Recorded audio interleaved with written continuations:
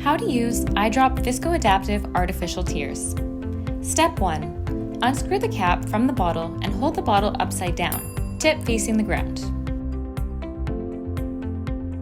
Step 2. Using your thumb and forefinger, apply force to the bottle. When the drop comes down, stop squeezing the bottle. It will hold onto the tip of the bottle without falling off. Step 3. Bring the bottle up to the ocular surface and drop the tear.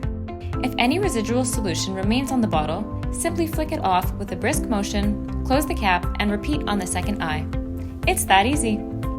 Our sophisticated one-way valve dispenses one sterile dose drop at a time, which ensures no wasted product, and eliminates any chance of the product re-entering the bottle.